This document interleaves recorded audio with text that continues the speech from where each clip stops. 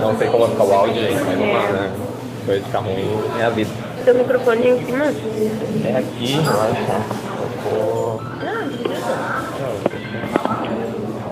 Eu acho que a gente falou da PGNT, que foi bem interessante, assim, que ela falou sobre a produção, né? Até me deu uma ideia de gravar. Uma questão, não. Então, pensando na tecnologia, eu fiz bem tecnológica a minha escrita. Eu não tenho impressora em casa, mas aí eu não tinha como imprimir. Aí o que eu pensei em escrever assim, anotar.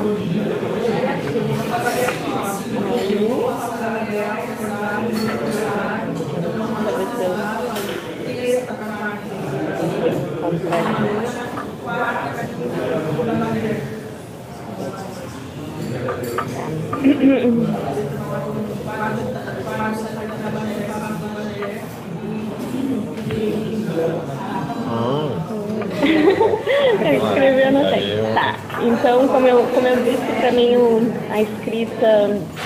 Eu comecei a escrever, para contar um pouquinho da história da escrita pra mim.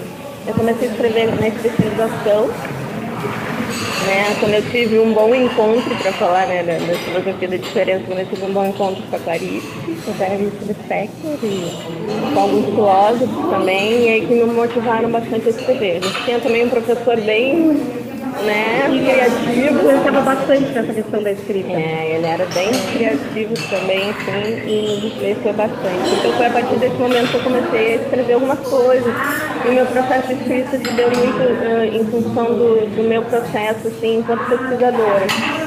Eu estava pesquisando na época a praça, um processo de legitimação na biblioteca pública. E aí passei a escrever, a minha pesquisa foi em torno da minha própria formação, né? Então, como eu me colocava dentro de um espaço regrado, que era o espaço da biblioteca pública, um espaço de silêncio, né? De um silêncio que tinha que obedecer, e a partir desse silêncio eu comecei a me escutar, foi bem nesse processo, assim, em que eu comecei a escrever, assim, as minhas observações, e aí surgiu esse processo de escrita mais poética. Aí eu passei para o conto também, sempre partindo das observações que eu tinha das pessoas, né? Bem um processo de meditação de vida, assim. E para mim é bem isso. Desde então eu não escrevo assim habitualmente, não é um costume para mim escrever poeticamente, né? Esse mais de literatura, né?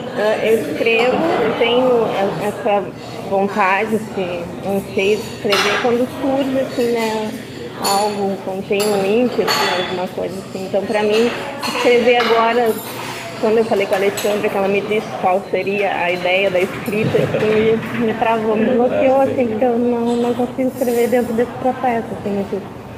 E aí hoje, entre ontem e hoje, me foi surgindo assim, algumas coisas e aí eu comecei a pensar do que a gente entendeu e leu sobre os movimentos, a ideia do eu, né?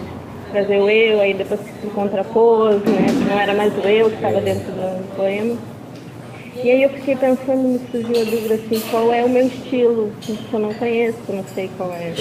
Né, das influências que eu tenho, mais contemporâneas, Clarice, assim. Então não sei se eu me encontro mais perto do simbolismo, mais perto isso para mim é uma mistura, né, uma amálgama de todas elas, assim, que eu vou lendo ao longo do tempo. E aí é bem isso, é um processo criativo, eu vou e volto, eu nunca escrevo assim e deixo pronto, né? Aí eu vou lá, volto, como se fosse uma obra de arte mesmo, né? Que tem esse processo. E você consegue dizer, mesmo que a proposta seja da total liberdade, né? Da total liberdade ainda fica meio engessado, né? Você pedido o experimento em si, tem uma cobrança meio disciplinar, né? Sim, mesmo mais que seja... Por mais que seja a maior liberdade que você tentou escrever isso, a gente tentou trabalhar esse experimento, foi que podia ser qualquer coisa, né? Porém qualquer coisa Eu acho Não que é qualquer coisa. É porque também, assim, é como nós, acho que a gente falou um pouco sobre isso no primeiro encontro, nós não temos uma formação literária, né? Nós temos uma outra formação, muito mais da área da educação. E quando a gente veio procurar o curso é porque nós nos interessamos por literatura e nos interessamos por escrita. Sim. Então, para nós é difícil entregar uma escrita para pessoas que têm uma formação literária, como vocês. A gente pensa assim, que como que a gente vai entregar alguma coisa para eles que eles vão analisar, eles vão avaliar, né?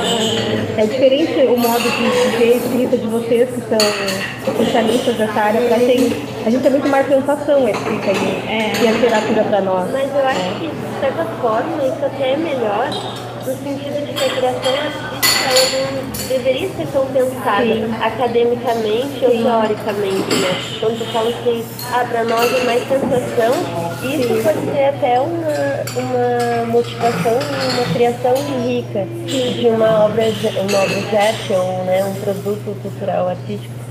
Mas a gente fica preso nessa coisa de pensar e se cobrar, que às vezes não sai como vocês fariam, né? Sim, exatamente. Que é interessante. Então pensar assim, mas eu não trabalhei com literatura anteriormente, ou eu não tenho como se diz? Uma formação, Experiência em literatura, mas isso não quer dizer, de repente, que a base de vocês, né, de referência de vocês, tem uma criação. Sim, com certeza. Que independe da questão curso de letras, né? Sim. Mas talvez sim. Mas também fica muito interessante assim, conhecer esse processo todo, de coisas que a gente, por exemplo, na última aula, apenas não estava aqui. Nós estamos falando sobre a ligação do popular, né? Que é meio que tido como clássico, né? Se você pensar o Villa Lobos, ele não é um artista visto como popular na contemporaneidade. E aí quando a ligação dele com um artista como o Ferreira Goulart, que é um artista popular, mas que também não é um artista tão popular, aquele que a gente discutiu aquele dia, né? Então a gente vai vendo assim, entendendo um pouco dessa discussão, é muito importante assim, essa questão de estudar também, de entender as frases, porque é muito importante entender o que o autor quer falar, né? O que ele estudou para fazer daquilo, porque a gente começa muito a ler sem pensar, né? Eu comecei a ler lendo Coleção Vagalume, que era uma coisa que eu muito nos anos 80.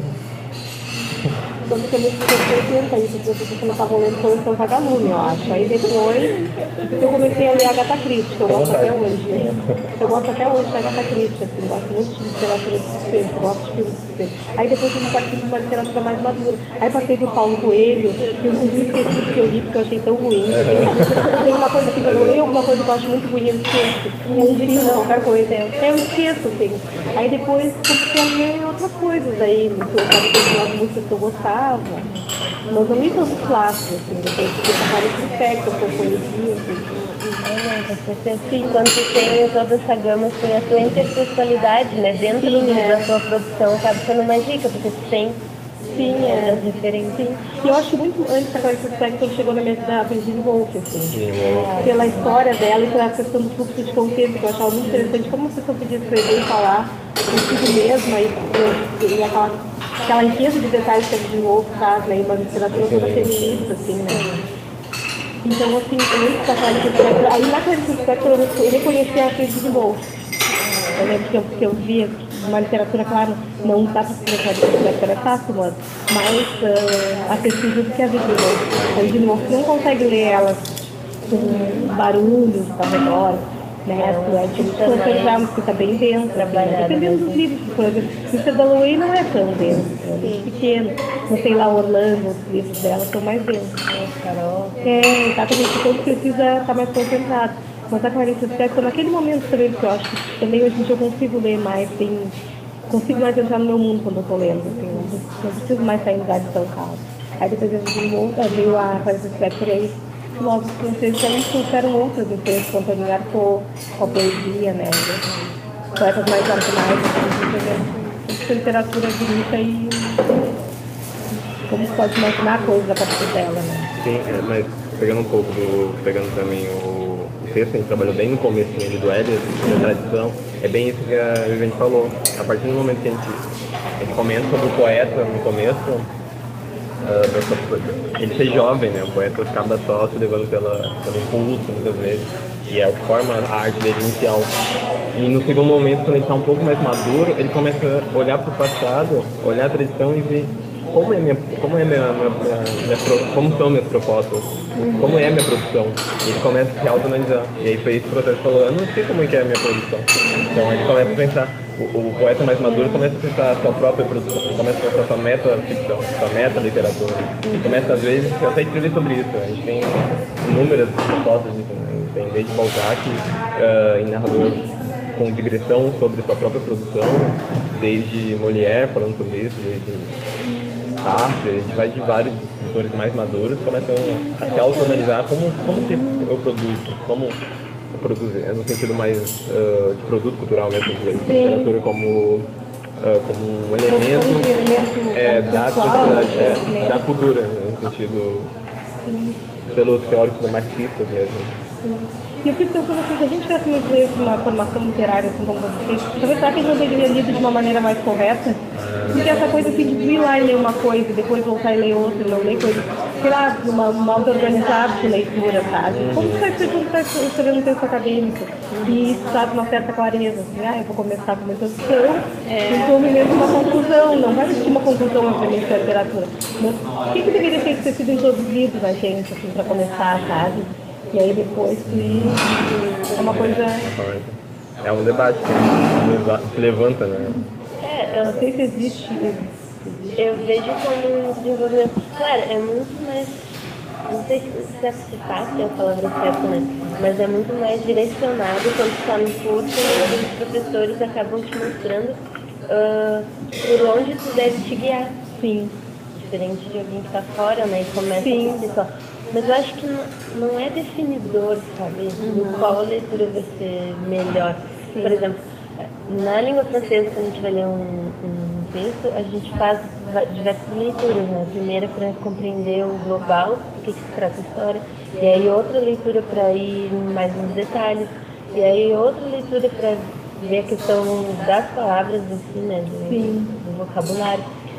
Então, isso foi nos ensinado, né? A gente aprendeu que devia fazer várias leituras. Mas acho que as pessoas têm capacidade de desenvolver, sabe? E, por exemplo, tu não está no curso, mas em determinado momento vai entrar em contato com pessoas que vão te dar informações, de certa forma, que podem te ajudar. Sim. Então, eu entendo que essa perspectiva é até um pouco de curiosidade, eu acho, de querer saber como. Mas eu acho que sim, é interessante e ao mesmo tempo não te travar e deixar de fazer porque, né? Não pode precisar. Mas é interessante. Ai, que dá vontade de conhecer esse universo. Inclusive, eles e o professor prometeram que vão fazer um curso de literatura e música. Olha. Prometeram. Ai, que deu muita vontade, assim, né? De conhecer assim, essa ligação da literatura e da música, né? E é uma coisa que ainda está sendo meio que construída dentro do próprio estudo crítico, de alguma forma. Essa ideia é quase uma ideia do pós-modernismo, né? Que a questão é que a cultura vai depender de tudo, né? Então a própria produção da cultura é um pouco de tudo. Então a música vai estar relacionada ao cinema, hoje está muito forte o trabalho com cinema. A gente tem colegas que trabalham com cinema, hoje afunda a relação entre a literatura e o cinema. E aí talvez a gente vai tentar um pouco aí com a relação com a música. Mas ainda é uma coisa ainda não muito bem aceita dentro da academia, no sentido do tradicional. Talvez seja isso que os modernistas disseram, essa quebra tem que ser uma intenção. Então sim, tem que chegar dentro da academia e trabalhar música. E aos poucos vai sendo isso. É uma proposta, é um debate, não sei. É muito aquilo que o professor falou, né? Se as coisas fossem interligadas, por exemplo, por que não existia um centro de arte? Mas o centro de arte, se tivesse literatura, letras, música, não existe um conservatório separado. Que todos, não existe só um curso de artes visuais, um curso de artes completo, não sei. Uma coisa meio louca, como era antigamente a formação de professores, né? Que era uma formação mais completa, existiam os institutos de educação, né? As belas artes também, né? As belas artes. E aí o aluno deve ter uma formação mais autônoma desse sentido. Eu estou a fim de estudar literatura a partir da música. Eu vou conhecer literatura a partir da música. Eu quero conhecer a partir das artes. Eu vou conhecer. Claro que haveria uma base teórica parecida, mas Mas é uma ideia extremamente disciplinar que todo mundo... Eu acho incrível, assim, que fala tanto, a própria academia fala tanto em interdisciplinaridade, né, entre as áreas, mas ela mesma é que fragmenta totalmente. Tipo, é difícil, né? Mas ainda assim atendendo uma demanda do próprio mercado, da forma de como funciona, para onde vai a pessoa da formação. Né? Sim, a formação, o trabalho, o mercado. A gente não tem uma formação científica ou de pesquisador, a gente tem sempre uma formação do mercado. Do mercado. Não tem avaliação das áreas. Mesmo a formação do pesquisador é para o mercado. Isso da gente conversava sábado ainda. Enquanto a gente está fazendo um doutorado, eu estou formação de professor utilitarista. Ninguém te pergunta, você está fazendo doutorado porque você é professor universitário? Ninguém te pergunta, mas as pessoas estão fazendo porque a tua formação seja utilitarista, seja produtista, porque tem que entrar na universidade. Isso não vale para entrar na universidade. Ah, mas eu não sei, não quero entrar na universidade. E não vai ser professor. Eu não quero entrar na universidade, nem penso. Sim. Não vai ser professor universitário, vai ser professor doutorado. Exatamente. Você não pode querer estudar, trabalhar as coisas que tem uma ideia, que de repente quer desenvolver e que pode levar para outros lugares, não só para a universidade. E o tipo hoje está maior do que a própria produção, às vezes. Exatamente. Às vezes a gente tem uma grande produção de doutores, de mestrados, e às vezes não é uma produção ativa no sentido de produtiva, não produtiva, mas relevante, uma soma de coisas, é amontoado. Exatamente. Só para a produção em si, a produção sem reflexão, às vezes. Mas existe uma reflexão rasa, às vezes só para a produção. Essa coisa mercadológica, tudo que tu vai fazer, tudo que tu vai ler, tudo que tu vai estudar, tem que ser para alguma coisa. Não pode dizer que isso eu gostaria de viver em uma outra época, né? Porque isso parece, até mesmo a gente estudando ali até os anos 30, e tudo que a gente as pessoas estudavam mais por prazer. Claro que elas criavam revoluções a partir disso, mas elas tinham uma formação cultural muito. Claro, as pessoas tinham acesso a isso, né? Mas elas tinham uma formação cultural muito. Parecia que não era só direcionada para isso, né? Para a utilidade das coisas. Elas iam assistir fado na casa de fulano, elas iam. E era uma coisa assim. Tinha muito prazer. Esse sistema está nos afogando, né? Cada vez mais que a gente não consegue ter essa flexibilidade, essa liberdade de usufruir das coisas e aproveitar por prazer. A gente sempre tem que ficar pensando o que a gente tem que fazer com isso, né? Esse momento, por exemplo, né? A gente está aqui conversando livremente, né? Não tem uma questão acadêmica, mas a gente está pensando o reflexo disso. Que a gente tem que terminar um projeto, que a gente tem que dar uma satisfação. Então a gente não acaba não fica se desamarrando, né? Exatamente. Por mais livre que a gente seja. É tão sofrido. A mesma questão do experimento, né? Eu estou falando que mais que dar total liberdade, a gente tem essa pressão, né? De produzir alguma coisa por curso. Sim. E às vezes na própria proposta a gente queria ao contrário, às vezes tem isso porque está institucionalizado, né? Então, a gente está dentro dessa a mesma proposta da literatura. A proposta da literatura não tem como ser algo que vai modificar a realidade. O papel da literatura é ser arte. A arte é inútil, uma certa forma de um olhar leigo, às vezes próprio crítico. Mas a gente sabe que a arte inútil é a questão de modificar também a realidade. Eu vejo a arte inútil no sentido da produtividade, não acadêmica. Sim. Porque a gente academizou a arte para fazer os estudos, né, mas a arte por si, no mundo, na sociedade, ela é inútil porque ela não te dá um retorno rápido. Exatamente. Né? Tu vai pintar um quadro e vai querer vender para ganhar dinheiro com isso, mas isso não vai te dar um retorno rápido. Exatamente. Um quadro não é necessário, não é necessário. Então, quando tu vê essa desvalorização da literatura, das artes, é porque é um processo a longo prazo. Vai ler um livro, vai ter que refletir sobre esse livro e talvez... Acho que é tranquilo, pode, né? Talvez ele te traga um retorno. E as pessoas hoje não querem o talvez, elas querem isso agora, exatamente. Sabe? E com retorno. Então a gente tem essa deixada de lado um pouco, né? Acaba sendo visto como inútil, filosofia, arte, sociologia, geografia. As únicas coisas que são importantes são as áreas exatas, as áreas de saúde, né? Todo mundo fala que a educação é importante, mas na prática ninguém consegue. As pessoas, na verdade, me parece, não sei, posso estar errado, não sei qual a percepção de vocês, me parece que aquelas pessoas que ainda investem numa boa educação dos filhos, elas investem em função de que o filho tem uma boa condição financeira e econômica. Não é uma questão de que o filho tem uma boa formação cultural. Eu enxergo muito assim, com pessoas que eu conheço que tiveram uma formação em escolas particulares boas aqui da cidade, não tem uma boa formação em história, em sociologia, em geografia. São pessoas ótimas matemáticas que não têm uma consciência, por exemplo, do que está acontecendo agora no Brasil. Que não entendem nem nada nisso da escola dos anos 60, assim, não entendem, não conseguem criar uma opinião, uma perspectiva em relação a isso. Daí eu fico pensando. A escola acaba quase sendo só um artefato de manutenção, né? De manutenção da desigualdade. Então a gente acaba pagando para o meu filho ainda manter um certo nível de prestígio que eu também tenho. Exatamente. Então essa é uma questão bem presente hoje, né? Bem presente, né? Então... complicado. Mas é muito bom, né? No meio dessas coisas existir esses estilos, né? De aprendizado.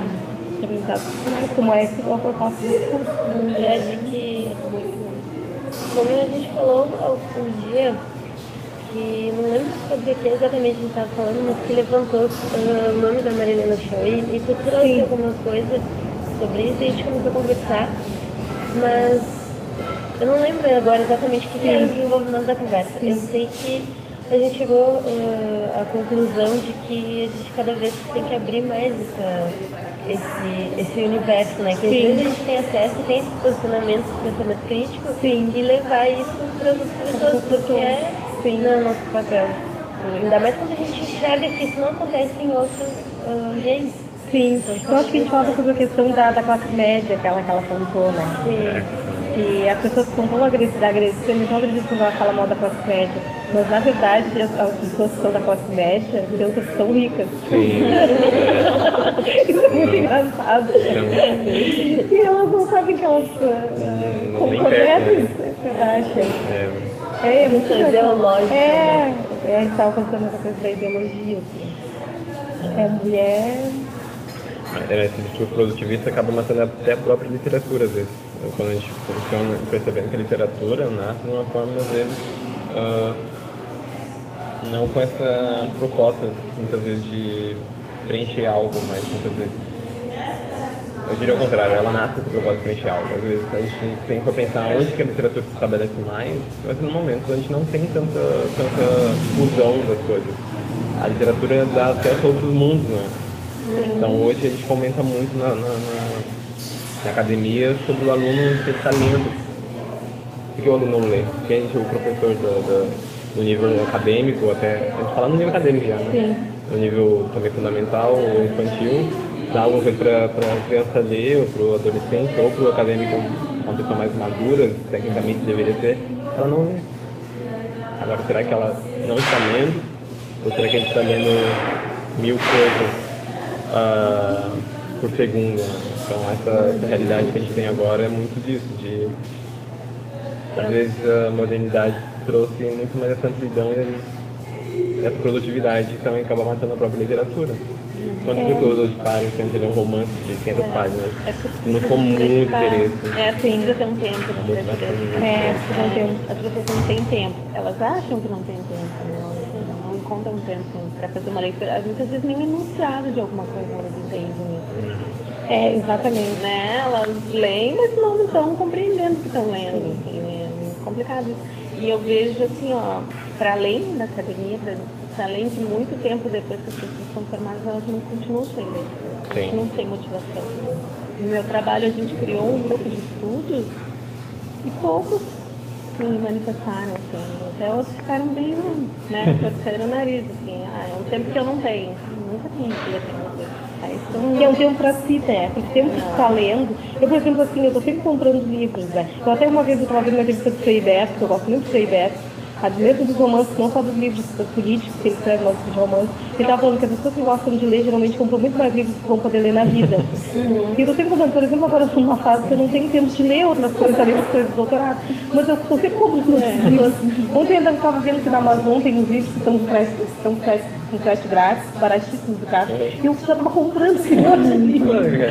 E aí eu fiquei pensando, em algum momento eu vou ler, porque é o momento que tu entrega pra ti, assim. Agora eu falei, agora nos dias do ano novo, que eu vou dar uma passeadinha, eu vou ler só coisas pra mim, não vou ler nada.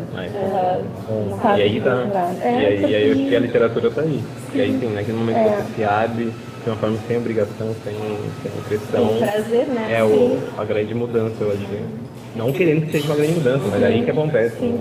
O Mas papel por dela. isso também que eu procurei o curso, assim, também. Acho que a Vi também um pouco, não questionar minha escrita, assim, né? Que ela não fica uma escrita, não seja uma escrita acadêmica chata, eu quero escrever para que outras pessoas possam ler.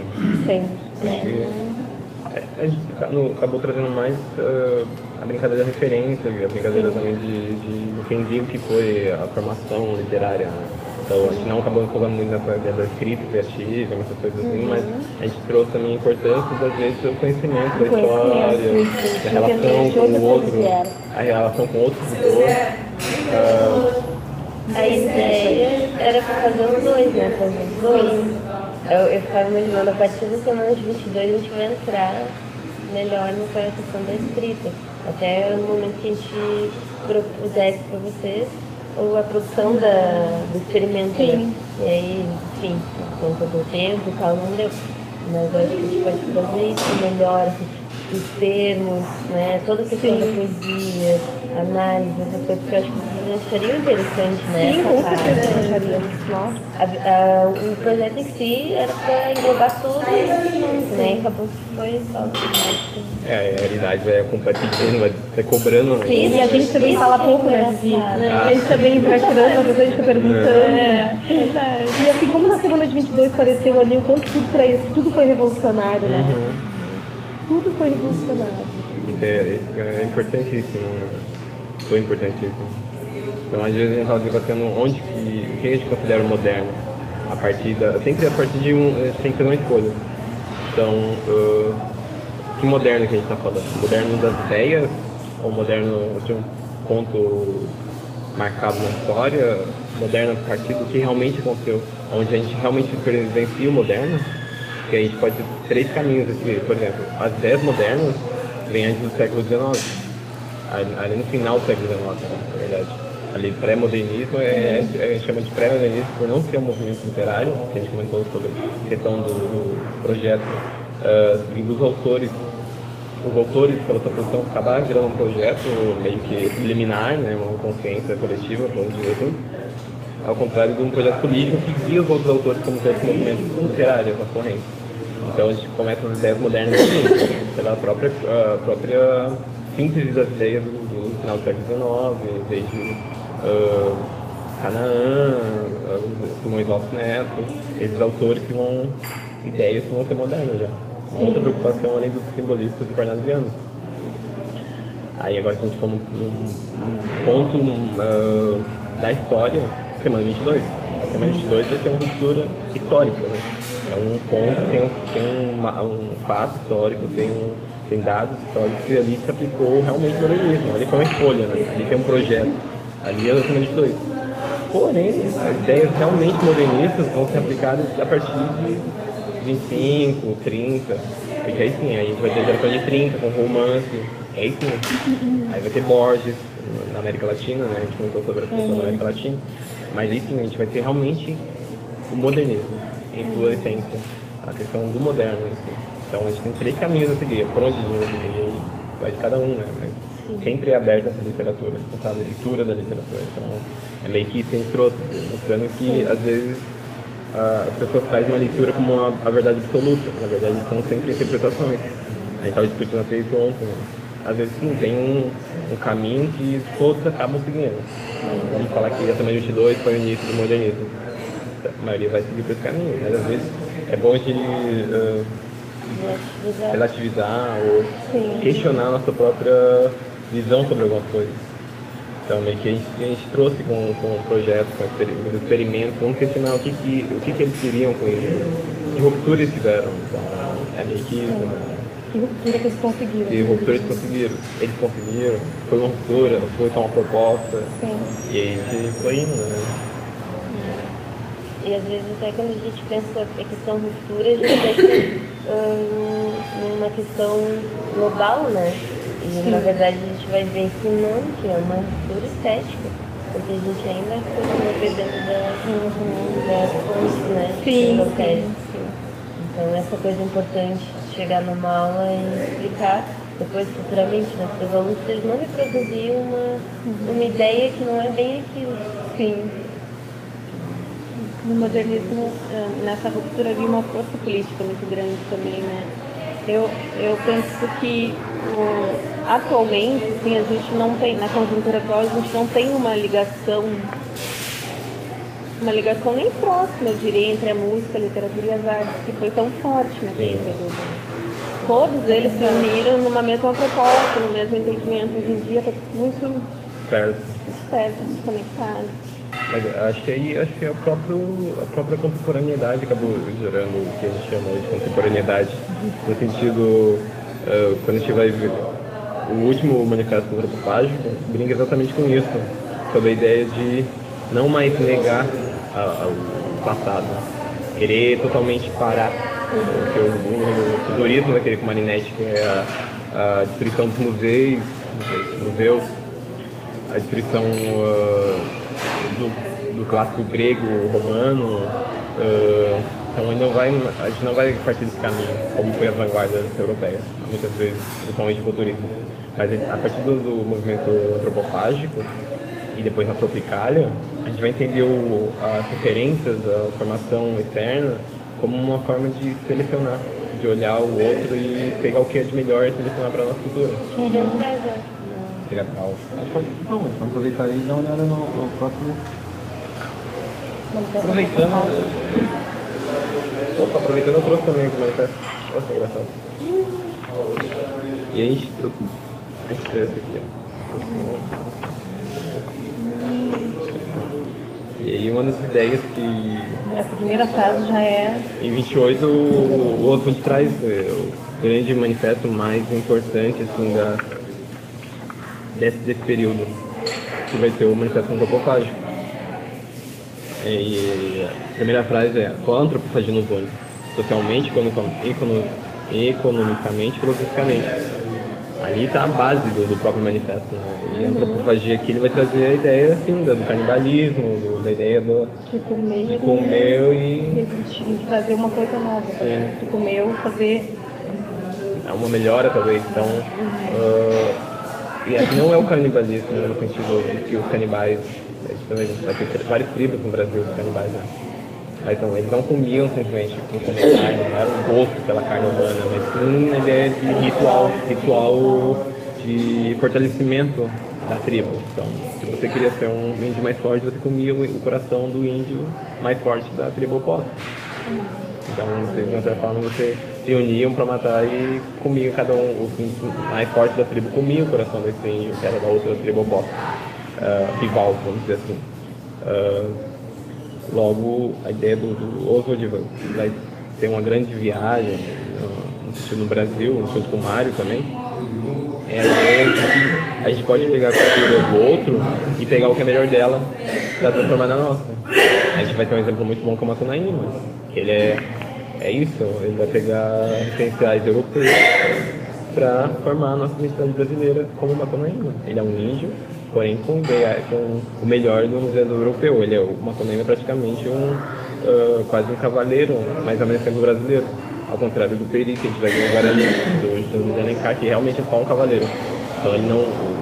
A diferença entre o Guarani, o Peri do Guarani e o Macunaíma, o Mário, é essa.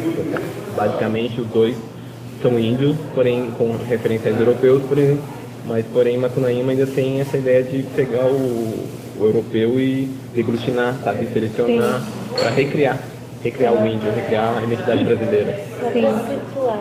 A gente já focou aqui, mas antes desse manifesto tem mais dois manifestos, né, brasileiros, que é o Manifesto Pau Brasil e o Manifesto Verde Amarelo, né, o Verde Amarelismo. O Manifesto Pau Brasil, ele era meio que um projeto de escrita, como deveria ser produzido o poema,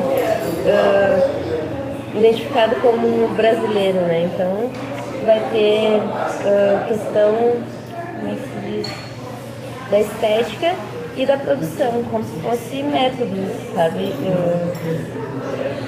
Faça dessa forma, né? Vai ter várias coisas assim, guiando para esse caminho, de como produzir. Não como uma ideia do dadaísmo, né? Que era para pegar os elementos, mas coisas que foram selecionadas como brasileiras, elementos brasileiros, que deveriam aparecer numa poesia identificada como brasileira. Sim. Então é meio que uma utopia, assim, de criação. Aí depois tem o verde e amarelo e depois o manifesto antropófago, que aí é o que a gente pode dizer de uma conclusão, assim, de todos esses experimentos, o que seria o manifesto que daria origem, né, à identidade brasileira na literatura. Então por isso que a gente focou mais nesse aqui. Sim. Mas é bom saber, né, que teve revistas importantes também, né, que também traziam muitas ideias para complementar o que vinha sendo produzido na época. Era forma de divulgação, né? As revistas literárias, por muito tempo, hoje perdeu muita força pela questão da difusão da informação, mas ainda tem um certo prestígio, né? Que a gente vê, mais um prestígio acadêmico que a gente está debatendo agora. Antigamente ela tinha muito mais um prestígio de divulgação da arte. Então a literatura era muito mais divulgada hoje, antigamente, através das revistas literárias, as inovações eram divulgadas através das revistas do que através das obras em si. Então era muito os primeiros poetas que publicavam nas revistas e as revistas eram absorvidas pela cultura e posteriormente, a partir do movimento, da fama, do conhecimento, do reconhecimento, aí sim eles produziam antologias, escreviam livros, poesias. Então a revista sempre foi importante, a revista literária, porque tem a porta de entrada para os escritores. Então, um escritor que começa na revista literária, ele tinha essa parte de reconhecimento, a partir do seu propósito, talvez a possibilidade de escrever um livro. Ao contrário de hoje, né, que a gente primeiro escreve um livro e espera o reconhecimento. Então, hoje é um movimento contrário, às vezes. E aí não tem uma valorização das revistas literárias.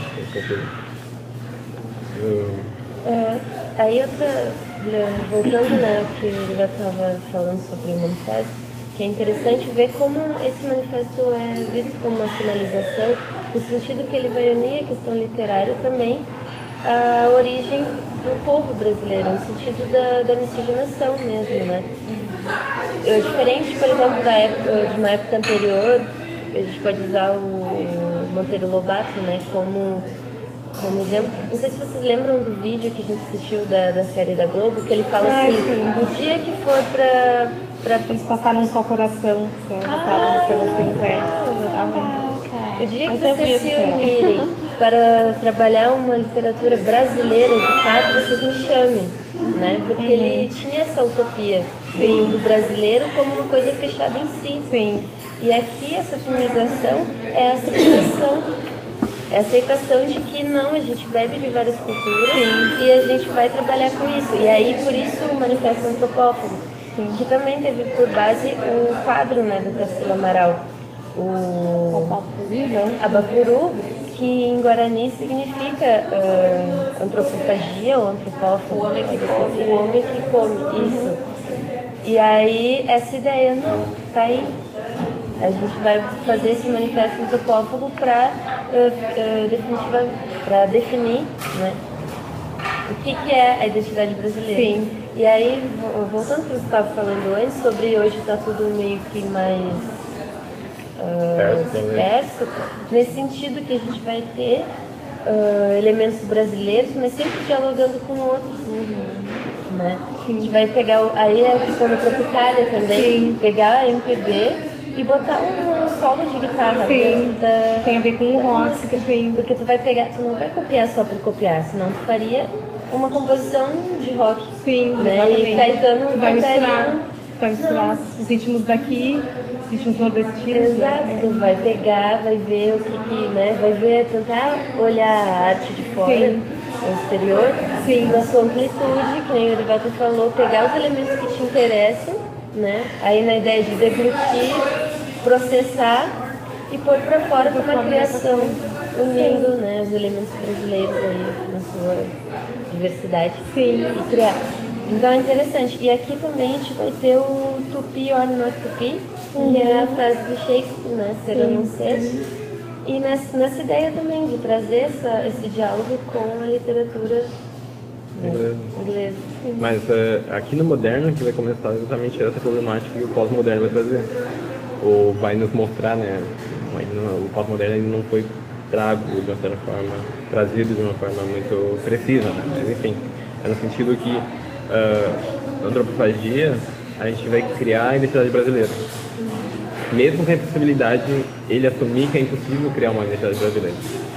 Como o conceito de identidade que existem características que se opõem a outra identidade.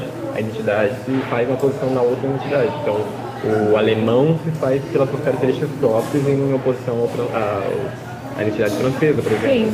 Então, a partir do momento que você tem a constituição de todas as identidades em uma só, que seria a brasileira, ao mesmo tempo você não tem uma identidade. Então, traz agora o que a gente vai chamar na própria fragmentação da identidade, o pós-modernismo. Então, ele caracteriza a identidade brasileira como várias identidades. Então, ao mesmo tempo você não tem uma identidade. Então começa agora a complicar um pouquinho a cabeça. Mas uma coisa importante dessa questão da identidade, eu acho que o mais importante de lembrar é que, assim, por exemplo, no Manifesto para o Brasil, o intuito, né, o projeto era de ter uma coisa produzida, uma arte produzida no Brasil para exportação. Porque a gente se baseava, a gente estava aqui e se baseava no de fora, né, nos manifestos vanguardistas, em questão europeia. E eles importavam para nós.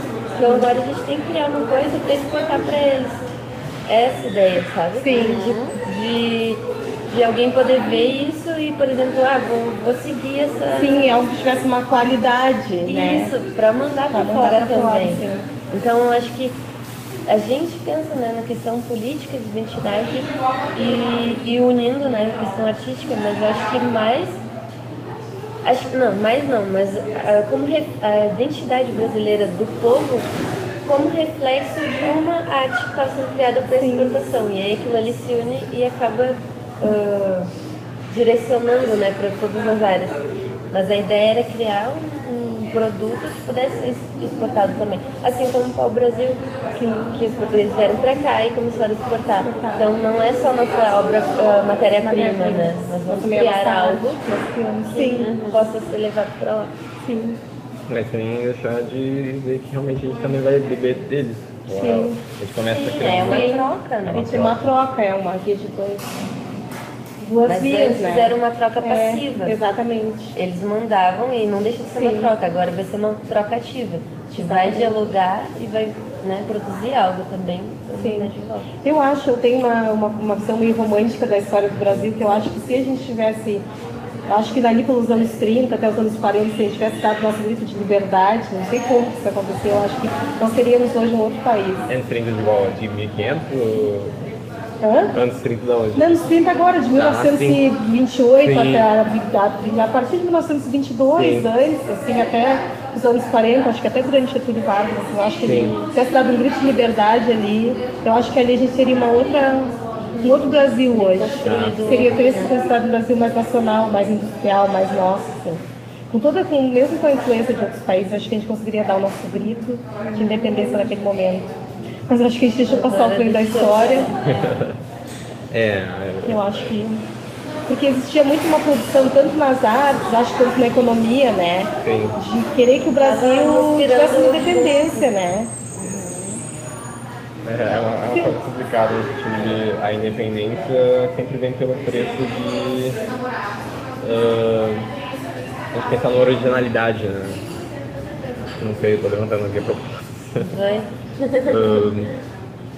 E a ideia eu não sei, não imagino que a gente vai conseguir um dia ter essa identidade.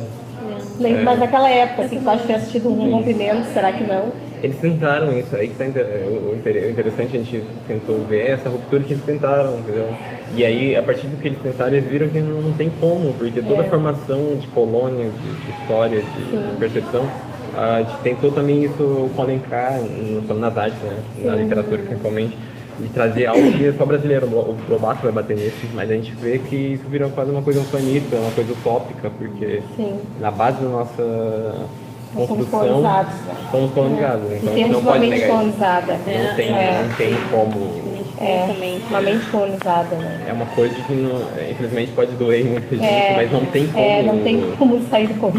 Teria que, não sei, inventar outro país. Não tem... Eu me perco assim em pensamentos, né? Quando a gente começa a falar disso. E eu fico pensando que parece até o que a gente estava debatendo sobre como pensar o ser humano sem essa cultura que nos guiou até hoje. E isso eu falo não só brasileira, né? Mas toda a questão religiosa que permeia a nossa cultura, que nos trouxe até aqui. nessa base cultural, mesmo que nem todo mundo dialogue, mas existe um pensamento, né? Universal que todo mundo acaba seguindo, mesmo que diga que não segue. Isso. E aí parece que é meio impossível pensar na construção do ser humano sem essa base.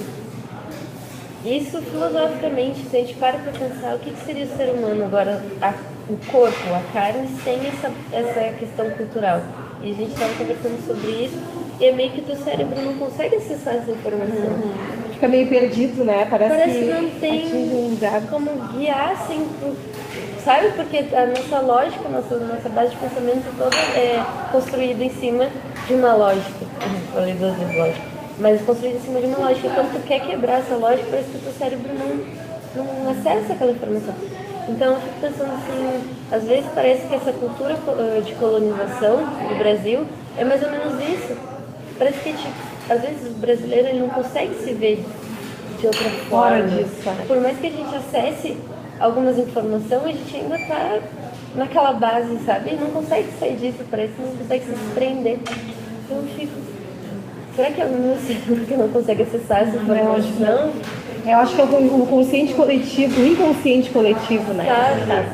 É muito complicado. Então a gente fica pensando como seria quebrar isso, né? Mas assim, parece que eu acho que também pelas nossas características geográficas, assim, né? Eu acho que o Brasil ele é um país muito, muito grande, um país muito difícil. Nesse sentido, assim, de, sei lá, de a gente... Porque agora, por exemplo, o que aconteceu na Argentina, né? Essa semana em relação à Previdência, né? Sim. As pessoas todas foram pra rua e disseram não e caiu por terra. Por que a gente não consegue fazer essas coisas aqui no Brasil? Parece que cada um está pensando de um jeito e as pessoas não refletem sobre as coisas de forma alguma. Quando eu estava vendo um documentário no Canal Brasil sobre a trajetória do Jean Willis, daquele deputado. Né? E eu estava vendo assim, como é que aquele cara aguenta, assim, sabe? Porque ele é um cara que ele é um acadêmico, entende? Ele é um cara que tudo que ele fala tem um contexto histórico, sociológico, econômico, tudo que ele fala tem contexto. E ele lida com pessoas que simplesmente não tem uma leitura, não tem nenhuma leitura intelectual. São pessoas que estão lá por simpatia do povo, por motivos dos mais variados. Mas, por exemplo, aparecia ali um documentário mais antigo, aparecia a votação do último PNE, que foi votado em 2014, parece. Acho que ele vai para 2024. E aí tinha uma das metas do PNE que falava sobre a extinção dos conteúdos sobre gênero, os conteúdos que deturpassem as ideias de gênero, de raça. Tipo, era um dos pontos do PNE que queria acabar com a educação mais racista e homofóbica, tudo isso. E aí os deputados mais conservadores eles estavam dizendo que ele estava querendo ensinar as crianças a serem bichas. E aí o cara assim tentando explicar para eles, assim, e eles diziam que estava na lei aquilo, que não estava, sabe? Eu pensando, meu Deus do céu, como é difícil para uma sociedade como a nossa brasileira, se constituir um pouco também de uma consciência social do que é, o que não é, partindo dessa lógica, talvez uma lógica não colonialista, com os representantes que nós temos. É complicado, e 2020 chegando, né? Não tem o que fazer, gente, porque são muitas pessoas contra muito poucos. Eu acho assim, que existem pessoas boas que estão lá, como ele, como outros deputados que eu vejo, inclusive de outros partidos, tem um outro que eu acompanho também. Porque eles são muito... Não tem um levante muito... E aí essa lógica, e os próprios deputados eles têm essa lógica colonialista. Assim, não, tem ainda, carrega essa questão de às vezes colonizar algo que já está colonizado. Algo que está colonizado, desde sempre. Então eu fico pensando que essa lógica aí realmente... Não, é difícil superar.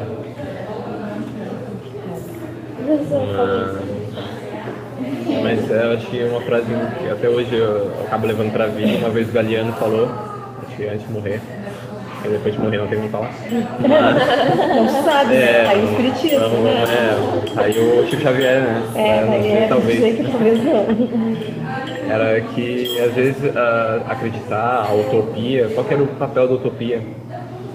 E qual que era a questão da utopia era que às vezes as pessoas dizem que o filosofia não serve pra nada, acreditar numa coisa melhor, às vezes acreditar que dentro do nosso congresso, dentro da nossa Câmara de Deputados tem um Senado, tem pessoas que vão levar a gente talvez para um lugar melhor. essa esperança de querer algo melhor serva para a única coisa que às vezes ela vai, não importa fazer o que, mas vai nos impulsionar a sempre querer algo melhor. Então, Levar além. nos levar sempre além. A utopia realmente nunca vamos alcançar.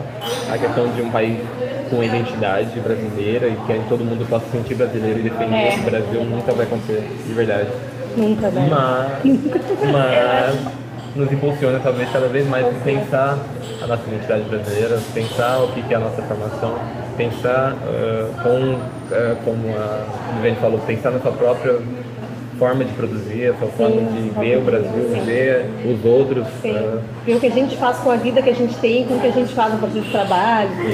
E ir pra frente. Ir pra frente. Pra frente é uma forma não de progresso, mas de conhecimento. É muito legal o que você falou. É bem voltar aos gregos, né? Que sabiam tudo, conhece-te a ti mesmo. Sim. Né? No momento que tu te conhece, tu olha pra si, tu consegue trabalhar com o outro. Né? Exatamente. Enquanto tu olhar pra si e só ver uma coisa, tu não consegue. Só ver por uma colônia, tu não vai desenvolver o seu pensamento. Eu acho complicado falar nunca, sabe? Até, eu sei. Mais otimista.